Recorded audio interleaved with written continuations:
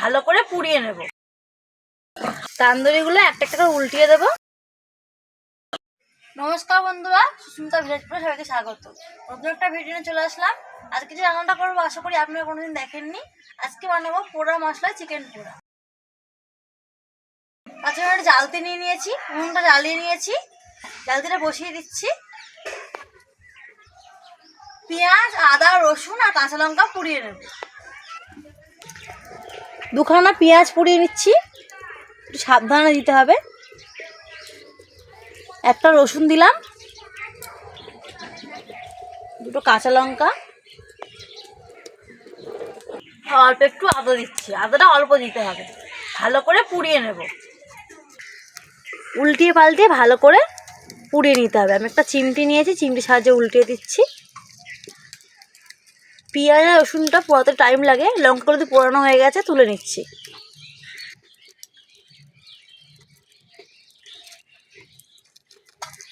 ভালো করে উল্টি পাল্টি পুড়িয়ে নেব। আদা, রসুন আর পেঁয়াজ ভালো করে পুড়িয়ে নিয়েছি, এবার নামিয়ে নেব।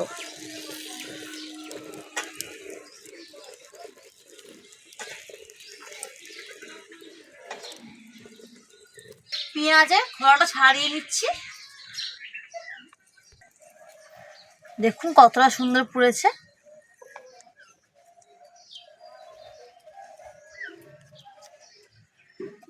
রসুনের খোলাটা ছাড়িয়ে নেব। আদা, রসুন আর কাঁচা লঙ্কাটা ভালো করে ধুয়ে নিয়েছি, এবার বেটে নেব।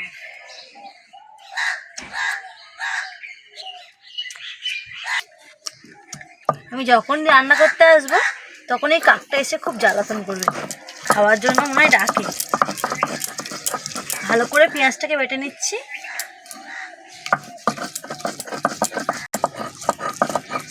পেঁয়াজের সঙ্গে কাঁচা লঙ্কা, আদা, রসুনটা ভালো করে বেটে নেব।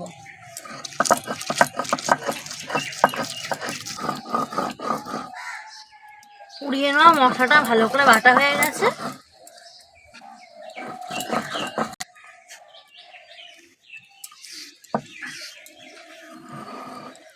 মশলা তুলে নিচ্ছি। পোড়া মশলা বাটা কিন্তু কালারটা কত সুন্দর হয়েছে দেখুন। আমি 500 গ্রাম মাংস নিয়ে নিয়েছি। মাংসটা ছোটো পিস করে নিয়েছি, আপনারা চাইলে বড় বড় পিসও রাখতে পারেন। ভালো করে জলটা ঝরিয়ে নিয়েছি।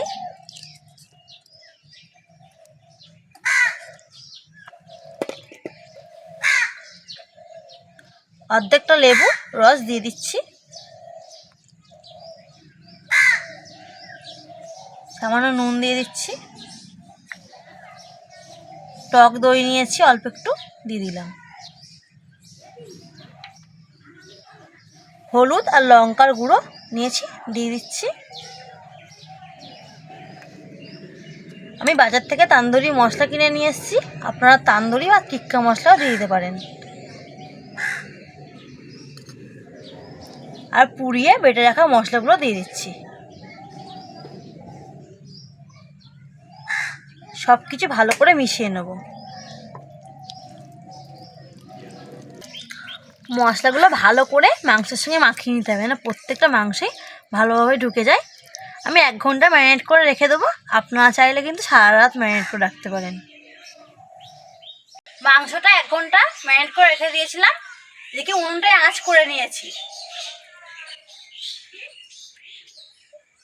একে একে মাংসগুলো দিয়ে দিচ্ছি নেটের উপরে।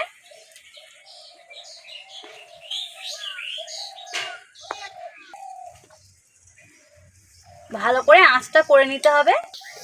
আমি কোনো তেল ব্যবহার করব না, হালকা বাটার ব্রাশ করে নেব। তান্দুরিটা খাওয়ার জন্য চাটনি বানিয়ে নেব। কিছু ধনেপাতা নিয়েছি, 2টো কাঁচা লঙ্কা আর 4 কোয়া রসুন নিয়েছি। ভালো করে শিলে বেটে নিচ্ছি।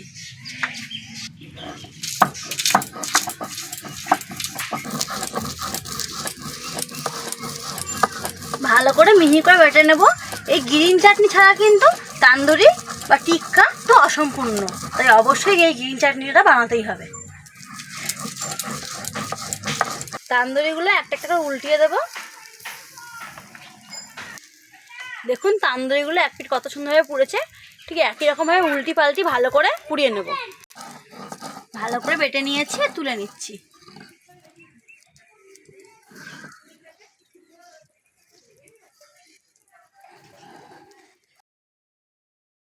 তান্দুরিটা কত সুন্দর পুড়ে গেছে দেখুন। এভাবে অল্প অল্প বাটার লাগিয়ে নেব। উল্টিয়ে পাল্টিয়ে দু পিঠেই বাটার লাগিয়ে নিয়েছি, এবার নামিয়ে নেব। মাংসগুলো খুব সুন্দর সিদ্ধ হয়েছে, ধরলেই কিন্তু ছেড়ে যাচ্ছে, দেখুন ভেঙে ভেঙে যাচ্ছে। নামিয়ে নিচ্ছি। একটু সাবধানে তুলতে হবে, মাংসগুলো ভেঙে যাবে। বাড়িতে অবশ্যই একবার বানাবেন নতুন একটা রেসিপি, পোড়া মশলা দিয়ে চিকেন তান্দুরি। এইভাবে বাড়িতে বানিয়ে খাওয়াবেন সবাইকে, সবাই খুব খুশি হবে। আবারও সেম পদ্ধতিতে বাকি মাংসটা পুড়িয়ে নেব।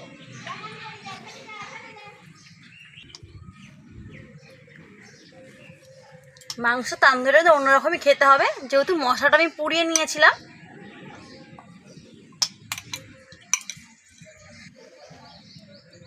ভালো করে এপিট ওপিট পুড়িয়ে নেব। মাংসটা ততক্ষণে পোড়া হতে থাক, তত চাটনিটাই বানিয়ে নেব। ধনেপাতা, কাঁচা লঙ্কা, রসুনটাই বেটে রেখে দিয়েছিলাম। সামান্য বিট লবণ দিয়ে দিচ্ছি, অল্প একটু লেবুর রস দিচ্ছি,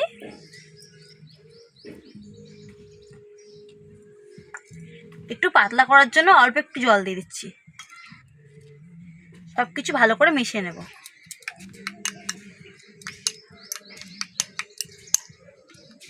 গ্রিন চাটনি আমাদের রেডি হয়ে গেছে, এবার তান্দুরির সঙ্গে সার্ভ করে দেবো। পোড়া মশলার চিকেন তান্দুরি, সাথে গ্রিন চাটনি আর একটু কাঁচা পেঁয়াজ নেব। তান্দুরির সঙ্গে কিন্তু কাঁচা পেঁয়াজ খেতে খুব ভালো লাগে। একটা ভেঙে দেখাচ্ছি কতটা নরম হয়েছে দেখুন, হাত দেওয়ার সঙ্গে সঙ্গে কিন্তু ভেঙে যাচ্ছে। অল্প একটু চাটনি লাগিয়ে নিলাম, একটু পেঁয়াজ দিয়ে। একটু খেয়ে দেখি কেমন হয়েছে। তান্দুরিটা কিন্তু খুব সুন্দর হয়েছে খেতে, পুরো মশলাটা অন্যরকম সেন্ট পাচ্ছি। বাড়িতে অবশ্যই একবার বানাবেন আর সবাইকে খাওয়াবেন।